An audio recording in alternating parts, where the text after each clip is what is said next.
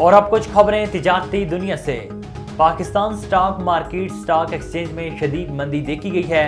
کاروبار کے آغاز پر پاکستان سٹاک مارکیٹ میں 2362 پوائنٹس کی کمی دیکھی گئی ہے۔ تاہم کاروباری روز کے اختتام پر 100 انڈیکس 1200 پوائنٹس کی کمی کے ساتھ 62,943 پوائنٹس کی سطح پر بند ہوا۔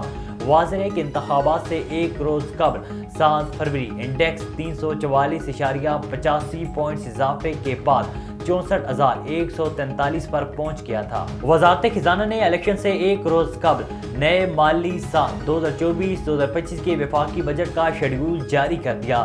آئندہ مالی سال کا وفاقی بجٹ جون کے پہلے ہفتے میں پیش کرنے کی تجویز تیار کی گئی ہے۔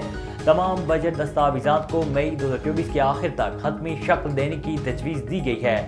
قومی اقتصادی کونسل کا اجلاس مئی کے دوسرے ہفتے میں منعقد کرنے کی تجویز ہے۔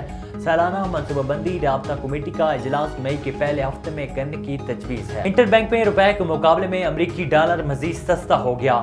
کاروباری ہفتے کے آخری روز انٹر بینک میں امریکی کرنسی کی قدر میں 6 پیسے کی کمی ریکارڈ کی گئی، جس کے باعث انٹر بینک میں ڈالر 279.28 روپے پر بند ہوا۔